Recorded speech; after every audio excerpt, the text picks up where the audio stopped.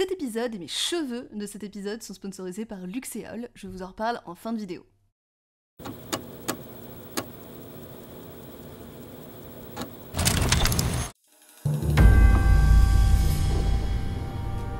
Est-ce que vous avez déjà vécu des choses qui vous ont fait demander si vous n'étiez pas dans une simulation ?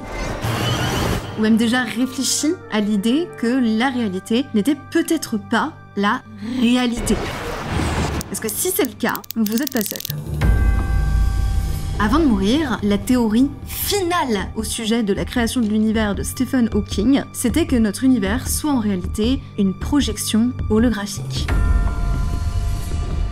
Même chose pour quelqu'un de beaucoup moins crédible, mais ça avait permis d'en parler énormément à l'époque, Elon Musk, qui est littéralement persuadé de vivre dans une simulation. The odds that we're in base reality is 1 in billions. So maybe we should be hopeful that this is a simulation, because either we're going to create simulations that are indistinguishable from reality, or civilization will cease to exist. À l'époque, ça avait suscité énormément de réactions. Et au-delà des caméras, dans le monde académique un peu plus sérieux, le philosophe Nick Bostrom publiait dans la revue The Philosophical Quarterly une théorie très étrange et qui allait retourner le monde académique. Il défend l'idée que nous soyons en réalité le produit d'une simulation, c'est-à-dire que notre réalité n'existe pas.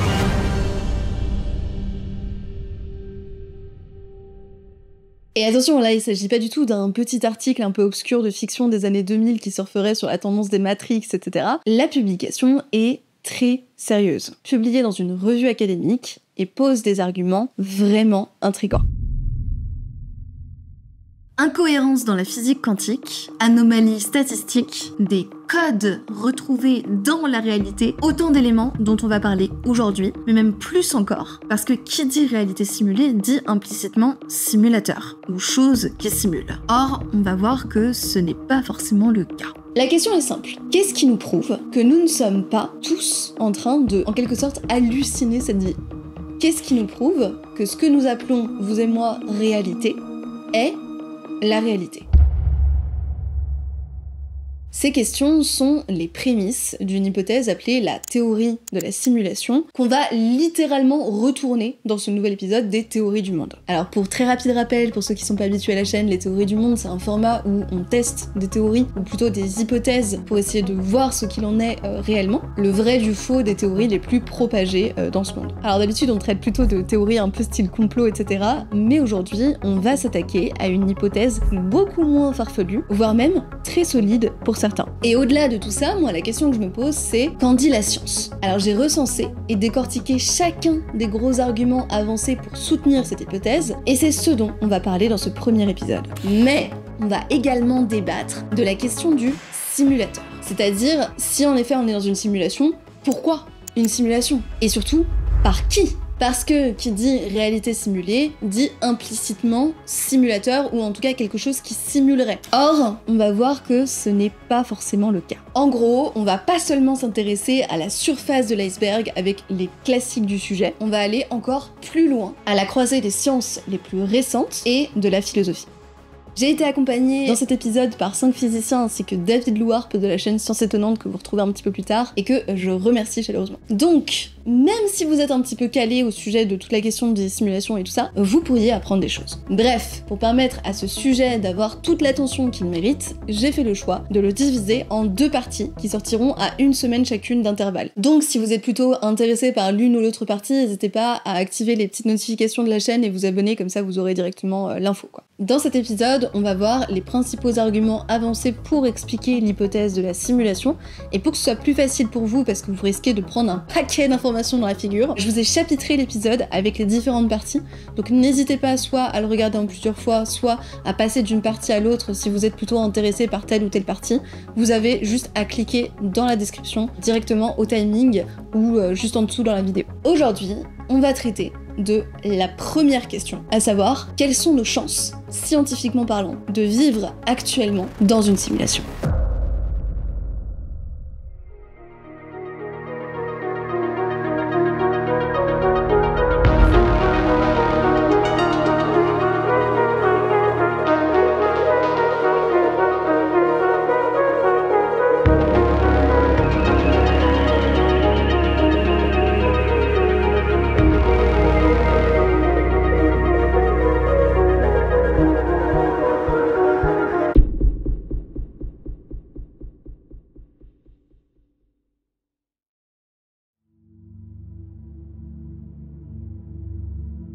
Tout part de l'idée la plus simple qui soit, à laquelle vous avez probablement déjà tous pensé. Quand vous rêvez, vous ne savez pas, a priori, que vous rêvez. Enfin, sauf pour les 3 dans le fond qui vont faire « Non mais moi je fais des rêves lucides ». Vous êtes immergé dans une expérience où vous voyez clairement des choses devant vous. Les sons ont l'air très réels. Vous pouvez même parfois percevoir des trucs comme les odeurs, manger les choses, ou encore ressentir vraiment de la douleur, qui est en réalité totalement fictive. Et vous y croyez dur comme fer. Vos sentiments et votre conscience à ce moment-là existent jusqu'à ce que le réveil vous sorte de cette illusion.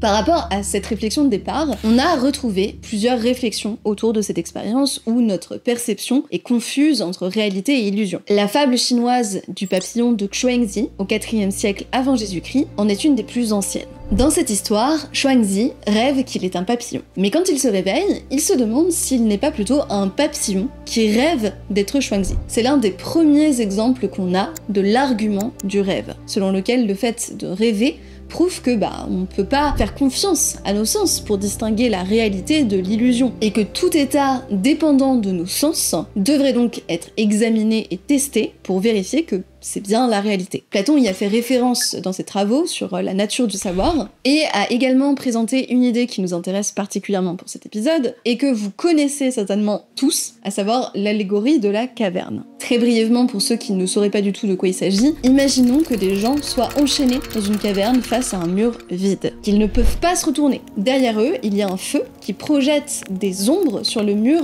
devant eux. En grandissant, en ne voyant uniquement que ces ombres, ça fait que ces ombres deviennent leur réalité, car c'est tout ce qu'ils connaissent. Alors qu'en réalité, c'est juste la projection de ce qui se passe derrière eux, distordu par la lumière. Ils vivent donc dans une illusion, mais ils ne le savent pas.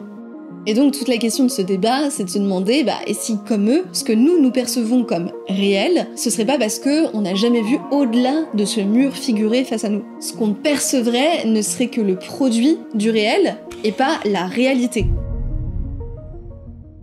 Alors, on est d'accord que si on se base là-dessus, la théorie de la simulation devient carrément plausible. Mais ça méritait quand même d'être un petit peu mis à jour, et là on revient à l'anecdote que je vous ai racontée au tout début, puisque c'est exactement ce qu'a fait le philosophe Nick Bostrom en 2003. Dites-vous que son article est devenu tellement populaire qu'aujourd'hui encore on en parle en le citant comme le point de départ de l'idée de la simulation. Sur Google Scholar par exemple, il est noté que son article a été cité 1554 fois à l'heure actuelle. Donc imaginons qu'un jour, des ordinateurs soient capables de créer des simulations si puissantes et précises que chaque être simulé aurait sa propre conscience. On le sait, aujourd'hui c'est pas du tout possible actuellement.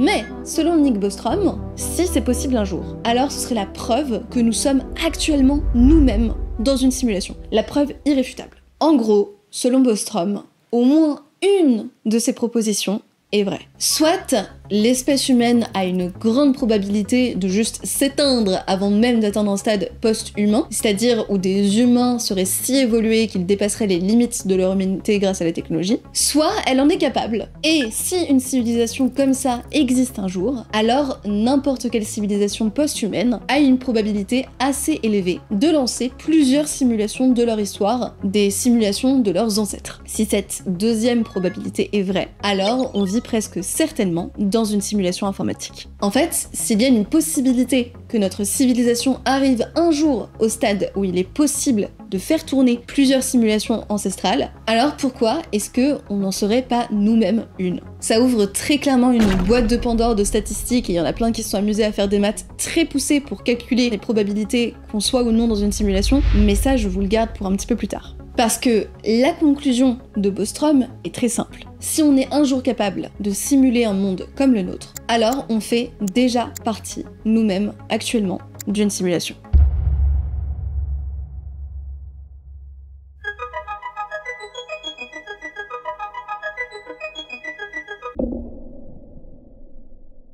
Par exemple, imaginons une expérience où un scientifique fou est retiré d'un corps, un cerveau, et l'est mis dans un liquide pour le maintenir en vie dans une cuve.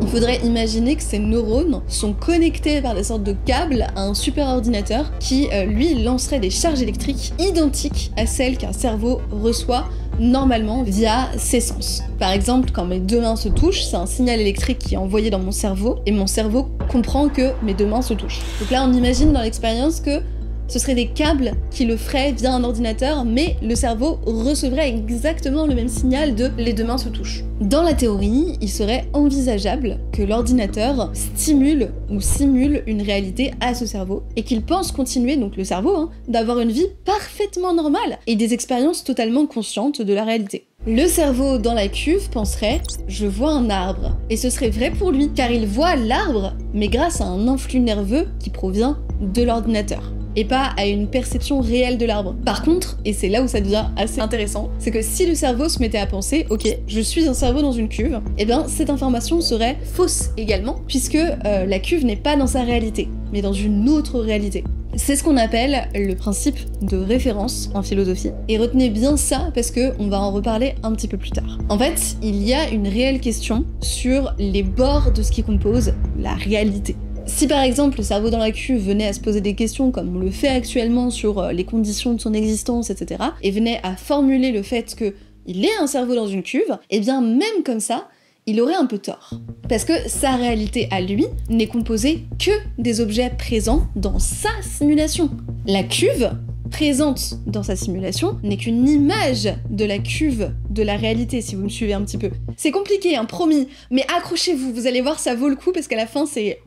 Donc, la cuve présente dans sa simulation, ce n'est qu'une image de la cuve de la réalité. De la même manière que le concept de cerveau dans sa réalité n'est pas le cerveau en dehors de la simulation. Pour la faire un peu plus simple, on est capable de concevoir et de réfléchir uniquement avec les outils présents dans ce qui compose notre réalité. Lorsque le cerveau dans la cuve se dit « je suis un cerveau dans une cuve », il aura systématiquement tort, puisqu'il ne peut pas interagir avec la réalité de ce qu'il est, seulement avec les notions de cerveau et de cuve qui lui sont simulées. Et c'est quelque chose qui a déjà été plus ou moins expérimenté, dans la mesure où on a déjà réussi à activer des mémoires de manière artificielle dans des expériences visant à créer justement des souvenirs de toutes pièces. À la base, l'expérience visait à tester les souris dans un environnement de conditionnement à la peur. On met une souris dans une boîte rouge et on lui donne des petits électrochocs pour la conditionner à l'idée que boîte rouge égale j'ai mal, aïe. Et pendant ce processus,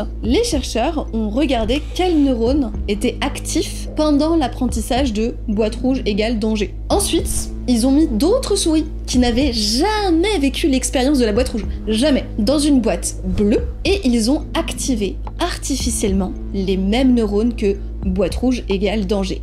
Mais cette fois-ci, sans induire de choc. Elle n'avait pas mal. L'observation est que la souris dans la boîte bleue a peur de recevoir des chocs. Elle se frise sur place comme si elle recevait réellement des chocs dans la boîte rouge alors que pas du tout. Et donc, on a créé un souvenir de chocs qui n'ont jamais existé dans la souris.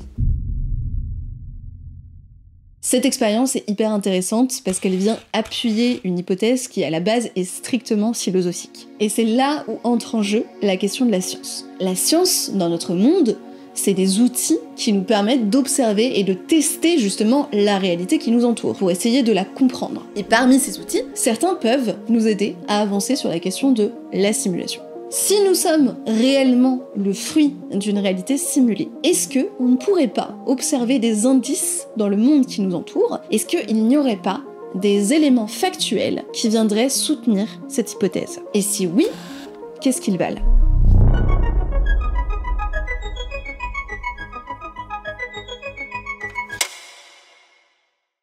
Nous sommes des êtres humains. Spoiler. Et à ce titre, nous sommes composés de ce que nous définissons comme de la matière. Vous êtes fait de sang, de chair et d'os, a priori on est ok. De la même manière, notre environnement est également composé de matière. Vous pouvez sentir la différence entre du bois et du métal, par exemple, sous vos doigts. Par conséquent, nous ne sommes a priori pas faits de pixels ou de code. Votre organisme fonctionne non pas grâce à l'informatique, comme un robot, mais grâce à la biologie. Et la biologie fait partie du réel. Par conséquent, la logique veut que nous ne soyons pas le résultat d'une simulation. Maintenant, imaginez, penser comme ça, c'est réduire en fait la possibilité de la création à ce que nous créons, à savoir des codes et des pixels. Mais rien ne nous dit que c'est également la méthode utilisée pour nous créer nous. Et si les atomes, les molécules, étaient en réalité les pixels, entre guillemets, de la simulation? Et si la biologie, la physique quantique et la science étaient des méthodes de compréhension humaine pour expliquer les phénomènes qui font tourner notre simulation? Si demain, par exemple, vos Sims devenaient conscients et qu'ils mettaient en place des méthodes scientifiques d'observation et de compréhension de leur monde, leur science pourrait être de la même manière tout à fait exacte pour décrire leur environnement. Ils pourraient en venir à déterminer les codes derrière leur réalité tout en continuant à appeler leur simulation réalité, car ils ne connaissent que ça. Ce qui rejoint un petit peu ce qu'on appelle le principe de l'indépendance du substrat. Globalement, c'est l'idée qu'on n'a pas besoin de connaître les détails de la composition de notre environnement pour pouvoir l'utiliser et y évoluer. On peut coder un programme entier sur un ordinateur sans être particulièrement calé sur les composants en soi du PC. C'est ce qui fait que l'intelligence artificielle existe. L'intelligence ne nécessite pas de corps, de chair, de sang, de neurones, etc. si on part du principe qu'elle repose sur des calculs, de la réflexion et de l'apprentissage. Eh bien, l'indépendance du substrat implique aussi qu'une matière n'a pas conscience de ce qu'elle compose. Un humain ne naît pas avec la conscience qu'il fait partie d'un univers potentiellement beaucoup plus grand. Un programme, de la même manière, ne sait pas s'il est simulé sur un ordinateur, sur un téléphone ou sur une tablette. Sauf si c'est implémenté dans le code. Mais du coup, dans ce cas, qu'est-ce qui nous rend si certains d'être composés de chair, d'atomes, et pas d'une forme de pixels que nous interprétons par le mot chair, atome? La réponse peut sembler évidente. On arrive déjà à faire la différence entre notre réalité palpable et une réalité simulée ou reproductible. Par exemple, quand je zoome sur une photo, au bout d'un moment, je peux plus zoomer, je suis limitée par les pixels, le carré de couleur est indivisible, je peux pas aller plus loin, quoi. Et ben là, je sais que, du coup, c'est une copie de la réalité, c'est pas la réalité. Alors que, si je regarde devant moi, eh bien, plus je m'approche, et plus ce que je vois est détaillé. Et quand notre œil devient un peu trop limité, c'est le microscope qui prend le relais. Et on peut voir les différentes couches de la peau, du sang, ensuite les globules rouges, les bactéries, les molécules, tout. Cette réponse semble satisfaisante. La réalité, c'est la matière, et cette matière semble composée d'éléments qu'on arrive à définir jusqu'à l'infiniment petit. Contrairement, par exemple, à un pixel. Sauf que, aujourd'hui, on ne peut pas réellement voir au-delà des molécules en microscopie. On connaît l'existence des atomes grâce à des expériences et on essaie de mettre au point de quoi les voir grâce par exemple à la cryomicroscopie électronique, mais on est encore loin du compte. Dans un rendu vidéo, on ne peut pas observer d'éléments plus petits qu'un pixel, même si celui-ci est lui-même décrit par un pourcentage de rouge, de vert, de bleu, etc. Et on pourrait encore aller plus loin en disant que cette description est elle-même codée en bits, ensuite de 0 et de 1, etc. Eh bien, de la même façon, dans notre univers, on sait que la matière est composée de particules élémentaires, les quarks, leptons, bosons, etc. Mais on ne sait pas vraiment ce qu'il y a au-delà de ces particules, et si elles sont divisibles, par exemple. En gros, notre biologie et notre science, de manière générale, n'est pas incompatible avec l'idée d'une forme de code. Simplement, ce code serait différent de ce que nous, humains, sommes capables de coder. On code des univers simulés, comme des Sims par exemple, avec des 0 et des 1 et des pixels, mais rien ne nous dit que notre univers n'est pas codé par des leptons, des bosons et des quarks. Et à vrai dire, et c'est là où ça devient emmerdant, c'est que c'est un argument assez irréfutable. Après tout, le but de la science, c'est littéralement de décrypter le code de ce que nous appelons la réalité. Jusqu'ici, nous avons toujours considéré que la matière était première, et que l'information en découlait. Ainsi, tracer des signes sur une feuille revient à utiliser un support matériel pour former de l'information. Et si on pensait plutôt le lien matière-information différemment? Des physiciens ont par exemple suggéré que la matière pourrait totalement émaner de l'information, plutôt que l'inverse. C'est ce qu'on appelle le « it from bit » de Wheeler. Que signifie qu'un objet soit à un endroit? Par exemple, une goutte d'eau. Est-ce qu'il y a une goutte d'eau qui existe indépendamment de l'espace et qu'elle en occupe juste une portion? Ou bien est-ce l'espace, peut-être, qui forme une sorte de quadrillage qui possède des informations pour chaque case, avec par exemple, cette case est mouillée. Avec cette vision-là, l'information serait première, et les matières et les lois de la physique émergeraient en réalité de l'information.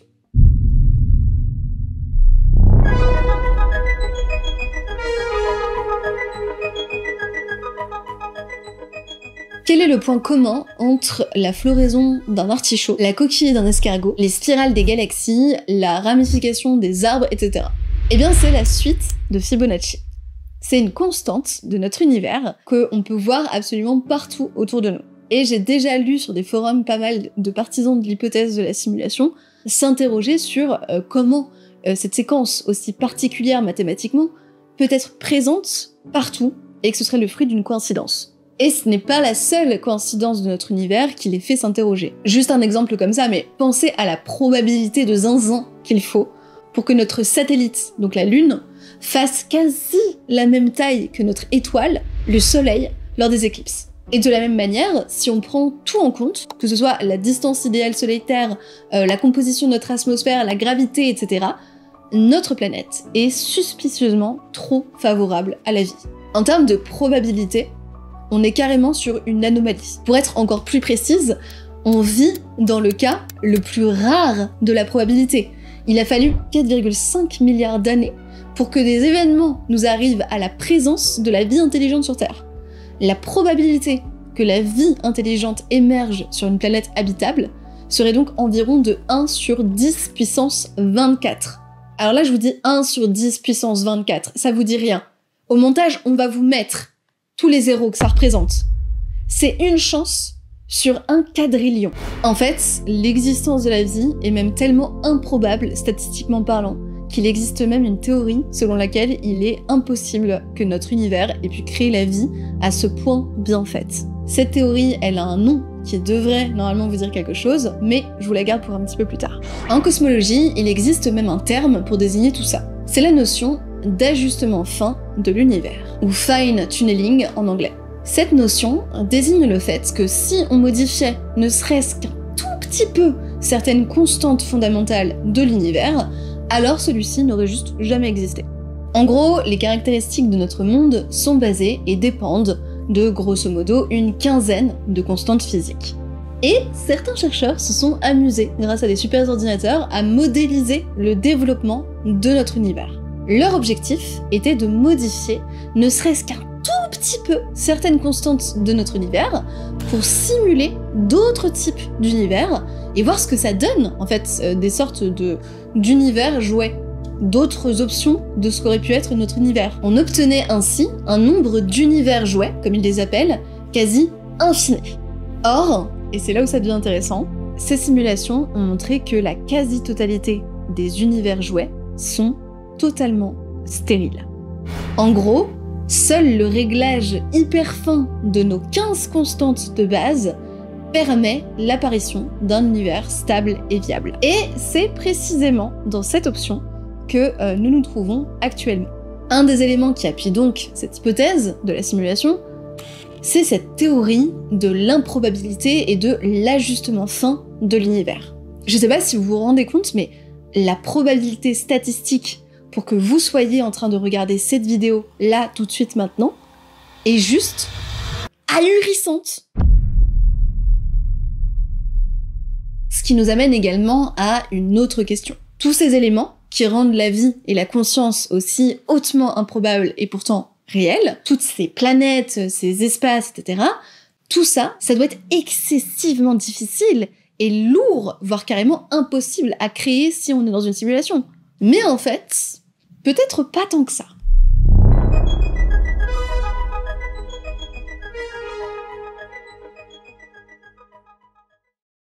Il y a un truc sur lequel les chercheurs sont d'accord. Simuler notre univers demanderait une puissance de calcul juste hautement incroyable. Un ordinateur qui peut faire plus de calculs à la seconde qu'il n'y a d'étoiles dans l'univers. Avec les technologies d'aujourd'hui, c'est juste absolument impossible. Ou alors, ça demanderait une taille colossale d'ordinateur. Donc, posons-nous la question, parce que ça peut être intéressant, que faut-il pour faire un ordinateur géant capable de faire ça? Alors, pour commencer, il faut une source d'énergie géante. Par exemple, une étoile. Une étoile, c'est une bonne grosse source d'énergie, ça marche bien. Et d'ailleurs, c'est ce que utilisent certaines œuvres de science-fiction pour leur technologie. Et en soi, ils ont plutôt raison, puisque c'est pas hyper déconnant comme idée, et des physiciens ont étudié si c'était réellement possible. Freeman Dyson a spéculé qu'on pouvait créer une méga structure autour d'une étoile pour récupérer son énergie et alimenter un processeur. Cette méga structure hypothétique a pris son nom. C'est ce qu'on appelle la sphère de Dyson. Mais même comme ça, avec une grosse étoile, peut-être qu'on n'aurait pas assez d'énergie. Et donc, Dyson formule l'idée qu'on peut peut-être ajouter d'autres sphères de Dyson autour de la première, un peu comme une sorte de poupée russe. À savoir, par exemple, la première sphère récupère l'énergie de l'étoile, la seconde récupère la chaleur perdue de la première sphère, et la troisième, la chaleur perdue de la seconde, etc. En gros, chaque sphère aurait une température plus basse que la précédente, et cette mégastructure hypothétique, qu'on appelle le cerveau Matryoshka, aurait la capacité du coup de multiplier drastiquement notre puissance de calcul, et pourquoi pas même être utilisée pour créer une simulation de notre univers. Pourquoi pas? Bon, pour l'instant, on n'en est clairement pas là, hein. Niveau matériel, ça demanderait juste accessoirement de désassembler des planètes entières, et une ingénierie qui est clairement bien plus avancée que la nôtre. En revanche, théoriquement, cette idée ne viole absolument aucune des lois établies par la physique. Ce qui est hyper important pour ce que je vais vous dire. Vous voyez l'épaisseur des premiers ordinateurs portables? Aujourd'hui, ils sont bien plus fins et bien plus puissants. Ça, c'est grâce à ce qu'on appelle la loi de Moore. En 1965, Gordon Moore a affirmé que la puissance des ordinateurs allait croître de manière exponentielle grâce au fait que le nombre de transistors par circuit double tous les 18 mois. Le transistor, c'est en quelque sorte un petit peu le Lego de base de l'électronique moderne. Il s'agit d'un petit dispositif semi-conducteur qui est utilisé pour amplifier ou contrôler les tensions et les courants électriques. Bon, ça devient un petit peu technique, mais on s'en fiche. Sachez juste que c'est hyper important. Et c'est notamment très utilisé en microélectronique pour la construction d'ordinateurs. Et effectivement, Moore avait raison. Les transistors deviennent actuellement de plus en plus petits. Là, on en est à peu près rendu où la taille avoisine celle de quelques atomes. Il peut littéralement y en avoir des millions sur 1 cm².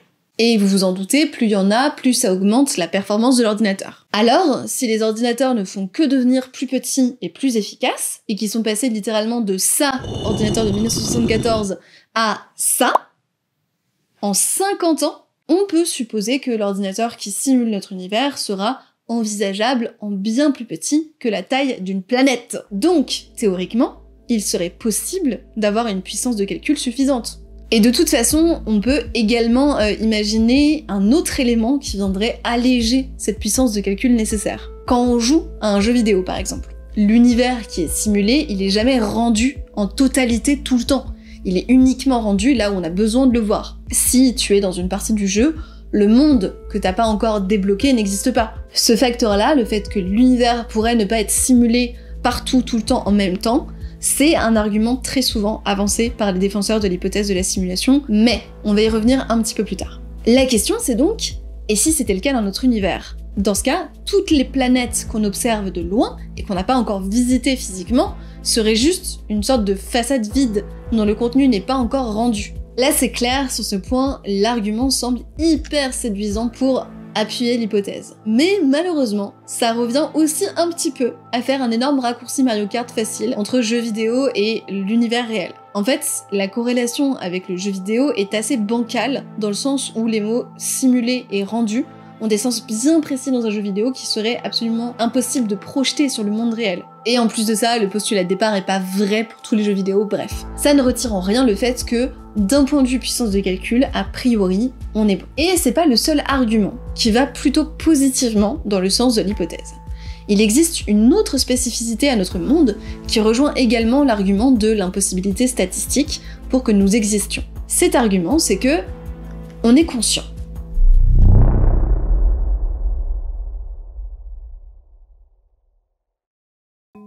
Est-ce que vous avez remarqué à quel point on s'interroge sur notre existence depuis le début de cette vidéo? Eh bien ça, cette notion de conscience est assez unique, et on pourrait même dire que ça fait notre force en tant qu'être humain. On est une espèce consciente.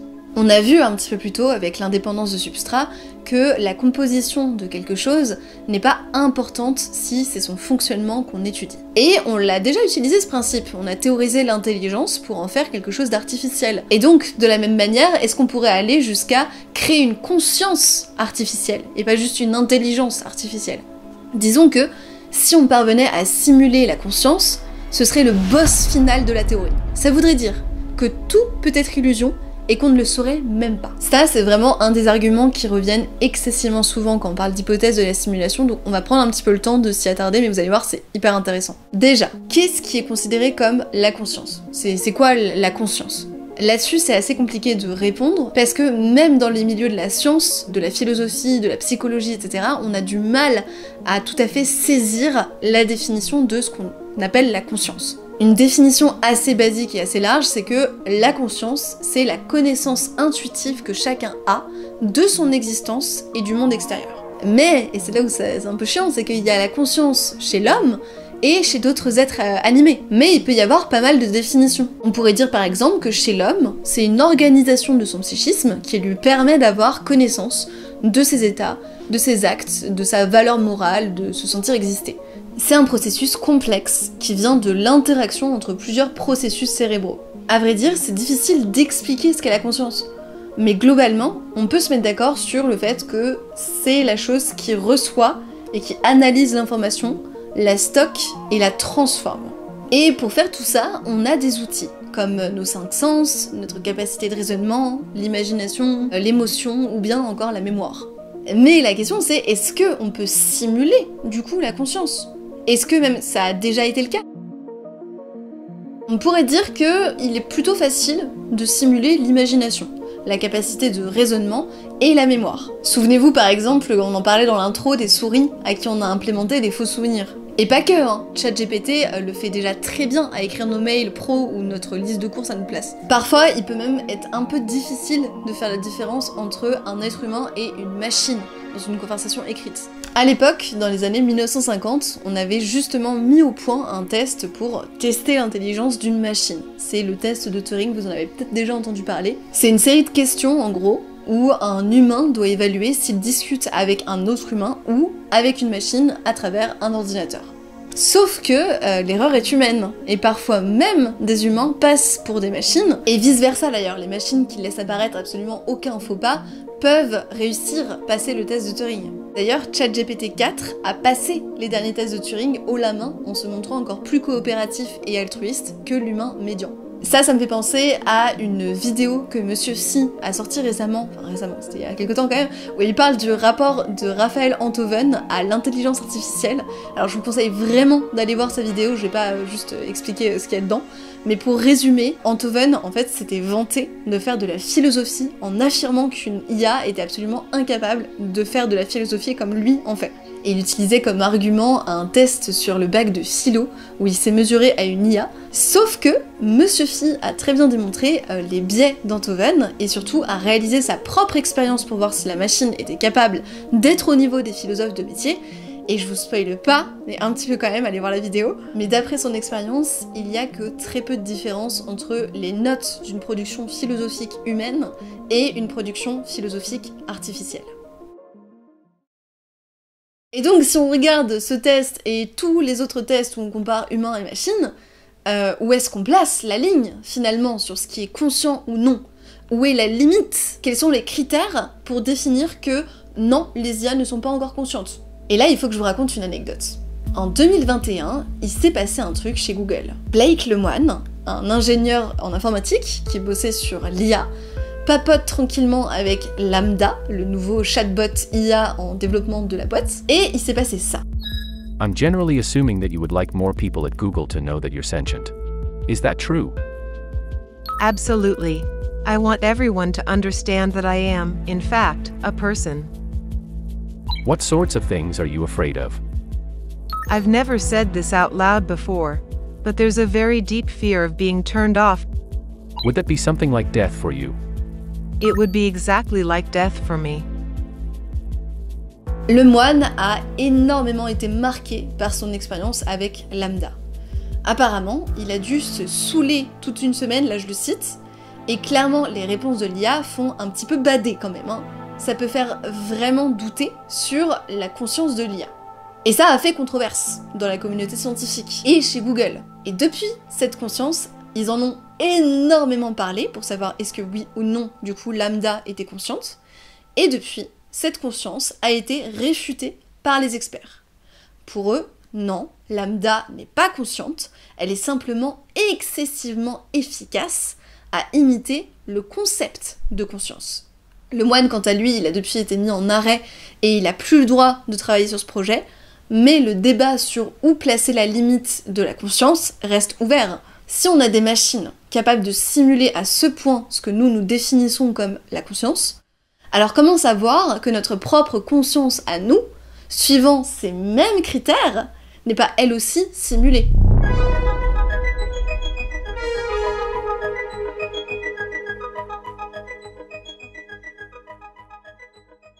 D'après Michael Wooldridge, un professeur d'informatique scientifique et qui a notamment fait des recherches sur l'IA depuis plus de 30 ans, Lambda répond à des prompts. Elle imite et prend un rôle. Comme l'outil de prédiction sur nos claviers de smartphone. Les résultats sont réalistes, mais ça change rien au fait qu'il n'y a pas de réelle conscience. Aujourd'hui, il n'y a absolument aucun consensus dans la communauté scientifique sur l'avenir de l'IA et de sa conscience éventuelle. Wooldridge ne pense pas que c'est imminent, alors que certains de ses collègues l'imaginent. Il dit « Je ne pense pas que qui que ce soit dans une position de dire à quel point on est proche de la conscience de l'IA à ce stade. » Alors voilà où on en est. C'est un peu un débat d'hypothèse en fait. On le rappelle, on a déjà du mal à définir notre propre conscience à nous d'être humain. Alors on est loin, alors vraiment très loin d'avoir assez de critères pour décider si une machine est consciente ou pas. Une machine considérée comme intelligente va simplement interpréter ce qu'elle reçoit comme information grâce aux outils qu'on lui donne et aux principes qu'on lui apprend. Par exemple, une porte automatique ne s'ouvre pas parce qu'elle est consciente et elle est en mode « Oh mon dieu, je dois laisser passer cette personne ». Elle s'ouvre parce que son capteur s'est déclenché grâce à une cellule photoélectrique, etc., etc. Et du coup, certains chercheurs disent d'ailleurs que même le terme conscience artificielle est un oxymore, parce que l'artificiel est le domaine de la création humaine, et donc de l'objet. Et l'essence de la conscience, c'est précisément d'être subjective. Donc c'est pas très compatible de dire un sujet-objet. Mais il existe aussi une autre hypothèse dont on n'a pas encore parlé. Certains chercheurs appliquent le principe de l'indépendance du substrat, dont on a parlé un petit peu avant, et affirment que, en fait, c'est notre cerveau qui est la machine. Dans ce cas-là, si la conscience est liée au corps, il faudrait alors qu'on lie les propriétés à une autre constitution physique pour créer une conscience artificielle. Il faudrait en gros que nos IA aient un cerveau, en quelque sorte. Et du coup, la question c'est, est-ce que c'est possible ? Est-ce que les lois de l'univers nous permettent de créer la conscience par quelque chose d'autre que la matière qui nous compose nous. La conscience artificielle relèverait alors plus d'un domaine technologique que psychologique. Et justement, à ce propos, j'ai trouvé quelques pistes du côté de la physique. En fait, des chercheurs ont déjà essayé de théoriser un modèle qui permettrait de reconstruire artificiellement la conscience. Ça s'appelle le CODAM, modèle par John Gerald Taylor, un physicien britannique décédé en 2012. Bon, il s'est aussi intéressé à des phénomènes un petit peu paranormaux, genre la torsion des cuillères, etc. Mais on va pas le garder à l'esprit pour autant et lui en tenir rigueur pour la suite, sinon on n'est pas rendu. Il se base sur le fait que l'attention est la porte d'entrée vers la conscience. C'est le fait de traiter et de trier les informations sensorielles extérieures. La question qui se sont posées est donc, quelle architecture de l'attention amène à l'expérience consciente du cerveau? Et d'après Taylor, on a ce schéma. Ça fait un peu peur, mais je vais les expliquer, vous allez voir, c'est très simple. L'idée, en fait, c'est d'avoir un circuit théorique dans le cerveau, avec un point d'entrée pour des stimulus, des centres de contrôle qui donnent des directives pour savoir sur quoi se concentrer, et diminuer les bruits de fond, parce qu'il y a plein de choses qui se passent en même temps, une mémoire de travail, et des circuits secondaires, ou ce qu'on appelle des feedback loops. Le modèle est cool parce qu'il permet déjà d'expliquer divers phénomènes perceptifs et attentionnels, et notamment pour expliquer comment est-ce qu'on arrive à la conscience pure. Mais la théorie c'est bien beau, mais il faudrait aussi pouvoir être capable de produire ce schéma dans du matériel, dans du hardware, plutôt que dans le logiciel. Ça devient très technique. Mais restez avec moi, je vous promets que je vais quelque part avec ça. C'est quelque chose qui est loin d'être faisable et qui a été vivement critiqué pour sa simplicité. En gros, pour l'instant, c'est qu'une théorie et ça peut pas vraiment aboutir, mais c'est un début assez intéressant juste pour les questions qui ont été posées. Donc, si on devait conclure sur tout ça, eh ben c'est un petit peu décevant. La conscience est un concept flou, qu'on a du mal à définir, et en plus on n'a aucune preuve qu'on pourrait un jour la reproduire, même si on a l'impression que l'idée avance un petit peu. Donc si on voulait utiliser la simulation de conscience pour prouver l'hypothèse de la simulation, ça marche pas trop.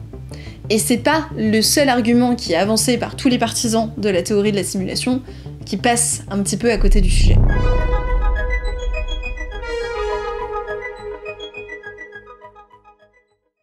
La complexité de notre univers, avec ses lois physiques finement réglées et où tout fonctionne à la perfection, est un argument, on l'a vu, qui revient souvent chez les croyants en l'hypothèse de la simulation. Le tout pourrait suggérer en gros à une conception intentionnelle, à l'instar d'un développeur qui crée un jeu vidéo complexe ou encore d'un dieu. C'est l'argument qu'on a expliqué un petit peu plus tôt et qui revient énormément. Mais, de la même façon qu'il est impossible de prouver la non-existence de Dieu, le gros souci avec l'hypothèse de la simulation, c'est que elle n'est pas vérifiable. Il n'y a aucune expérience qu'on puisse faire pour prouver cette hypothèse, ou alors l'infirmer. Ce qui sort donc complètement du domaine de la science. Là, c'est de la croyance en fait. Ce phénomène, c'est ce qu'on appelle le critère de Popper. On considère comme science une prédiction qui peut être comparée à une expérience reproductible. Sauf dans le cas de ce qu'on appelle les modèles prédictifs, mais c'est pas du tout le sujet. Pour les puristes, je vous laisse mettre pause. Mais pour l'instant, l'hypothèse de la simulation ne rentre dans vraiment aucun de ces cas. En revanche, si on avait un moyen de démontrer que quelque chose manipule notre réalité, on aurait un petit peu plus de raison de s'interroger sur l'existence d'un simulateur. Et de ce point de vue-là, une expérience très intéressante revient souvent dans les arguments pour l'hypothèse de la simulation, expérience dont les résultats sont pour le coup assez déroutants. En fait, des chercheurs se sont interrogés sur la possibilité qu'une image existe uniquement lorsqu'on la regarde, similaire au comportement du monde microscopique quantique. Ça rappelle un petit peu le chat de Schrödinger pour ceux qui connaissent. C'est une expérience de pensée où on mettait un chat dans une boîte et où sa vie en gros dépendait du comportement de particules qui suivent les lois de la physique quantique. À cause de ça, on se retrouve avec un chat qui serait à la fois mort et vivant en même temps. Alors, bien sûr, dans la réalité, si on fait l'expérience, on sait que le chat ne va pas réellement être mort et vivant en même temps, pour plein de raisons différentes. Il faut bien comprendre que cette expérience a été créée pour montrer l'absurdité des résultats du monde quantique. Elle vise à montrer et à expliquer l'étrangeté du monde microscopique, où toutes les hypothèses existent en même temps, jusqu'à ce qu'elles soient infirmées ou vérifiées. C'est-à-dire quand on fait l'observation de celle-ci, c'est-à-dire quand, pour le chat par exemple, on ouvre la boîte. En mécanique quantique, on parle du phénomène de réduction du paquet d'ondes. Quand on mesure quelque chose, son état se voit réduit à ce qui a été mesuré.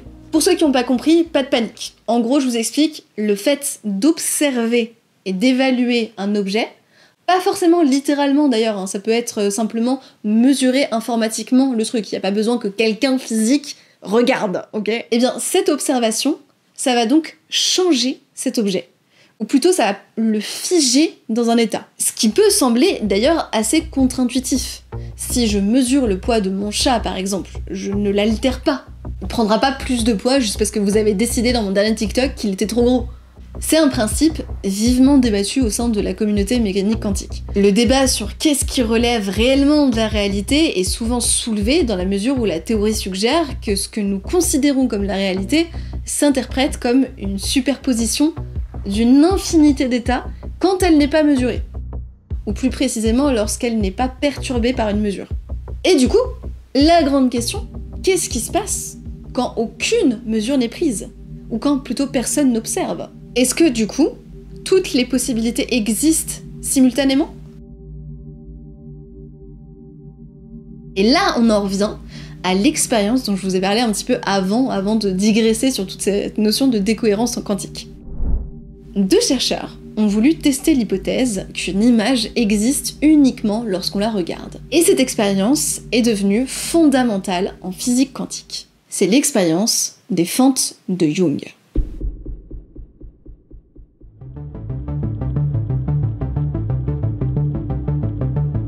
Alors, au départ, cette expérience n'a rien à voir avec une histoire de simulation.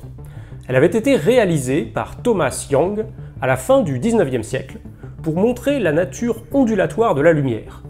L'idée, c'est de faire passer un faisceau lumineux à travers deux fentes très rapprochées et d'observer le résultat sur un écran. Alors, on pourrait s'attendre à voir deux taches lumineuses, une pour chaque fente. Mais ce que l'on voit plutôt, c'est un motif alterné de bandes lumineuses et sombres, qu'on appelle une figure d'interférence, et qui est exactement ce qu'on observerait avec des ondes. On peut en voir parfois avec des vagues à la surface de l'eau. Cette expérience des fans de Young a mis fin à un débat vieux de 200 ans pour savoir si la lumière était une onde ou si elle était faite de particules. Et donc, au tout début du XXe siècle, grâce notamment à cette expérience de Thomas Young, on avait une image plutôt simple de la nature de la réalité. La matière, ce sont des particules, par exemple des électrons, et la lumière, c'est une onde. Facile. Mais en 1905, coup de théâtre, Einstein propose une interprétation d'une autre expérience, l'effet photoélectrique, et il suggère qu'en fait la lumière pourrait bien parfois se comporter comme une particule, ce qu'on a appelé quelques années plus tard des photons. Et 20 ans plus tard, nouveau coup de théâtre, dans l'autre sens cette fois.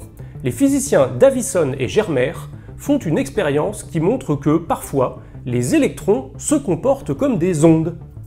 Ces expériences ont été, avec d'autres, à la base du développement de la théorie quantique, avec laquelle nous nous sommes peu à peu fait à cette idée dite de dualité onde-particule.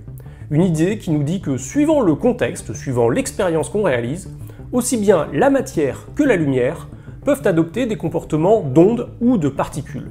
Elles ne sont ni parfaitement l'un ni parfaitement l'autre. Bizarre, non ? Durant les décennies suivantes, les chercheurs ont imaginé des expériences qui permettent de pousser cette ambivalence à ses limites. En particulier, la fantastique expérience des fentes de Young avec des électrons, dans laquelle on peut voir des particules individuelles venir construire peu à peu une figure d'interférence. Mais une figure qui disparaît si on essaie de savoir par quelle fente est passée chaque particule. Conclusion des chercheurs, les photons, c'est-à-dire les paquets d'énergie lumineuse formant la lumière, sont à la fois une onde et une particule.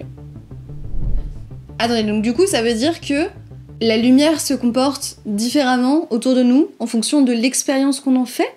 Là où ça devient un petit peu funky, c'est que du coup les chercheurs se sont demandé si ce truc bizarre là se reproduit aussi pour d'autres objets qu'on sait se comporter comme des particules, par exemple les molécules ou bien les électrons. Et ils ont donc fait cette expérience des fentes de Young avec des particules uniques. Et là, surprise, on obtient le même résultat.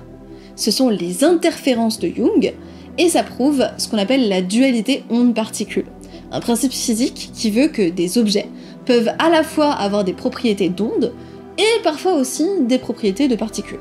Et donc, là où ça devient intéressant, c'est quand on sait qu'un objet, donc par exemple un photon ou un électron, peu importe, sont une particule, ou alors aussi bien une onde qu'une particule. On peut alors essayer de voir s'ils passent à travers une seule fente, comme une particule, ou bien au travers des deux fentes, comme une onde. Et si on fait ça, eh bien là, on n'a pas le même résultat et on obtient le pattern auquel on s'attend pour une particule. La deuxième conclusion qui en découle, c'est donc que l'effet de mesure peut en quelque sorte modifier l'état de l'onde ou de la particule. Mesurer par quelle fente la particule passe, ça revient en quelque sorte à la forcer à choisir un état en fonction du chemin qu'elle emprunte, et on observe seulement les deux bandes, comme si on avait forcé la particule à se comporter comme une bille.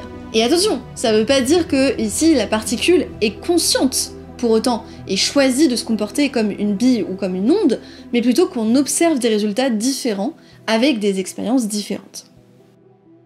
Ce phénomène hyper complexe auquel personne ne bite rien à part les physiciens quantiques, genre on va pas faire semblant, vous avez rien compris, j'ai rien compris, c'est pas grave. Ce qu'il faut retenir, c'est qu'en physique, on l'appelle l'observer effect. C'est à l'origine de l'exercice de pensée du chat de Schrödinger. Le chat est une manière de schématiser ce qu'on appelle la superposition quantique, dont la dualité onde-corpuscule fait partie. L'idée, c'est qu'en gros, notre compréhension des objets quantiques est incomplète. Et qu'on a beau dire ceci est plutôt une onde à ce moment-là, ou ceci est plutôt un corpuscule dans cette situation-là, et ben c'est une manière pour nous de simplifier et de saisir les choses.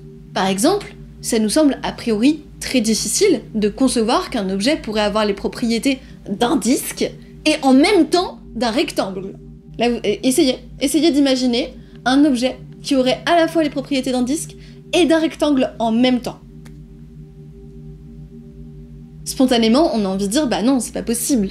L'objet, il a soit les caractéristiques d'un disque, soit il a les propriétés d'un rectangle, mais pas les deux en même temps. Et pourtant, si on prend le cas du cylindre, eh ben, en fonction du point de vue, on pourra obtenir la projection soit d'un disque, soit d'un rectangle. Je sais pas trop si vous arrivez à comprendre ce que je veux dire. En fait, ça veut pas dire que l'objet, il est un disque ou un rectangle, mais plutôt qu'il s'agit d'une question de point de vue. De la même façon, ondes et corpuscules sont des manières de voir les choses et non les choses en elles-mêmes. Est-ce que c'est un peu plus clair? Souvent, tous ces phénomènes physiques peuvent être mal compris, et là je sais pas si ça vous a fait la même chose que moi, mais pour toutes les personnes qui sont pas hyper portées sur tout ce qui est science et encore moins physique quantique, ça nous passe au-dessus en fait, c'est hyper difficile à capter. Et souvent ce qui se passe, c'est que tous ces phénomènes physiques sont hyper mal compris, parce que justement c'est excessivement technique, même quand on essaye de le vulgariser. Et du coup, pour les défenseurs de l'hypothèse de la simulation, ce côté « oh là là, on ne peut pas fixer la réalité dans tel ou dans tel état », bien que ce soit pas réellement le cas, on l'a vu, eh ben ça ferait beaucoup penser à un système de serveur de réalité virtuelle qui serait capable d'ajuster un rendu en fonction de l'intention de l'expérimentateur. En gros, c'est une interprétation un peu métaphysique des axiomes de la mécanique quantique, et donc là je désamorce tout de suite, hein, je vais pas laisser planer le doute, même si le observer effect dont on vient de parler est une réalité scientifique et est utilisé comme un argument en faveur de l'hypothèse de la simulation, eh bien, selon moi, c'est plus par manque de compréhension de l'effet. En fait, il y a un truc un peu rigolo avec la physique quantique, c'est que comme c'est hyper opaque pour tout le monde et que personne grosso modo y comprend rien, on va avoir très vite tendance à projeter dessus des croyances ou renforcer le côté « c'est illogique, donc c'est magique ». C'est d'ailleurs pour ça qu'on retrouve souvent le vocabulaire de la physique quantique avec beaucoup de pseudosciences. Ici, très clairement, le observer effect comme preuve de la simulation, ça marche pas trop. Et dans tous les cas, ça change rien aux autres problèmes techniques que pose l'hypothèse de la simulation.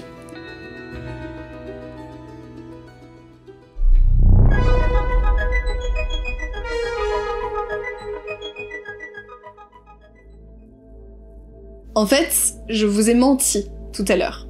Voilà, j'ai fait comme Feldup, j'ai fait une Félix. À propos de la loi de Moore, vous savez quand je vous parlais du fait qu'il y a une croissance quasi infinie sur la puissance informatique parce qu'on fait des objets de plus en plus petits et des ordinateurs de plus en plus fins, etc. Eh ben c'est faux. Il y a une limite. Et Moore lui-même le savait. Aujourd'hui, et depuis 2015, on atteint une limite pour continuer de rendre les transistors plus efficaces. C'est la question de la taille. En gros, leur taille actuelle, à tous ces transistors, est devenue beaucoup trop petite pour qu'on puisse aller plus loin. Les transistors ne font plus que quelques nanomètres. Donc pour vous donner une idée, un globule rouge humain fait 7000 nanomètres de diamètre, et les puces les plus avancées contiennent des éléments qui ne mesurent qu'une dizaine de nanomètres. Et en plus de ça, c'est pas du tout le seul problème.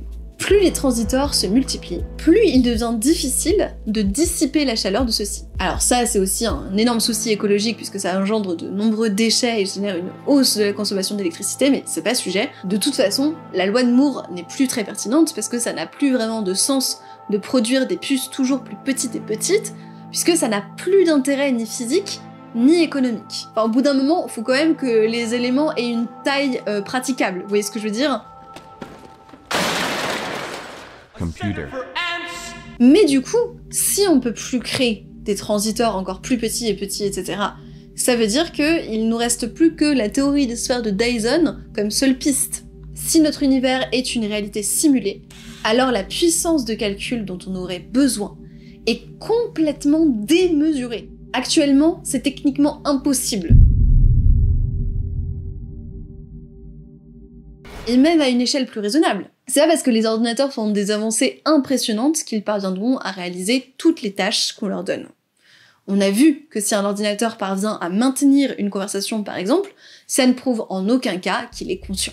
En fait, je sais pas si on se rend compte à quel point notre univers est complexe. Malgré toutes nos avancées technologiques, on n'est même pas encore capable de définir ce que c'est la conscience. On n'arrive même pas à prédire la météo de façon fiable. Alors qu'est-ce qu'il en est de simuler tout un monde ? Là, à ce stade de la vidéo, je pense qu'il va être important de revenir à un principe philosophique qui est juste la base de la base et qui peut globalement démonter tous les arguments scientifiques que je vous ai présentés jusqu'ici. C'est le principe du rasoir d'Occam. C'est l'idée selon laquelle l'explication la plus simple est à privilégier en premier. Si en regardant cette vidéo, votre fenêtre s'ouvre tout à coup et qu'il y a un gros courant d'air, eh ben il est plus raisonnable de penser que la fenêtre s'est ouverte à cause du courant d'air ou d'une poignée mal fermée, mais pas à partir du principe que du coup c'est un fantôme qui a ouvert la fenêtre. Pourquoi ?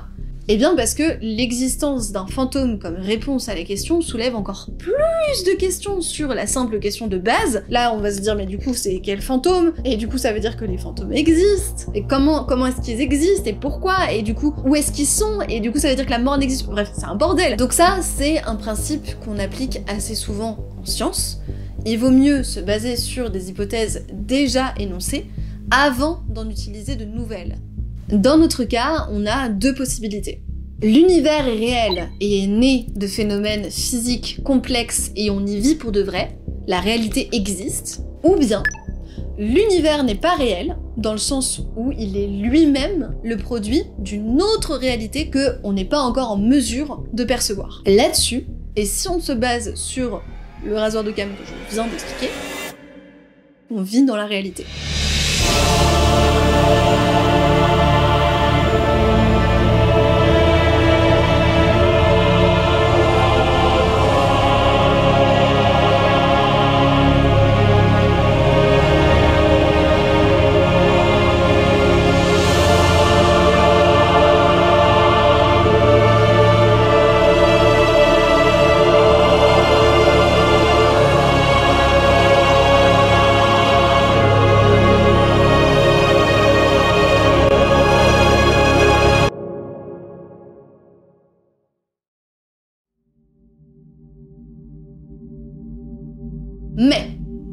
Mais, tous les arguments contre la théorie de la simulation que je vous ai proposés jusqu'ici sont valables si, et uniquement si, on part du principe que notre univers est simulé directement dans et depuis notre univers. Les sphères de Dyson, par exemple, ça part du principe qu'on utiliserait les ressources disponibles dans la simulation pour simuler la simulation.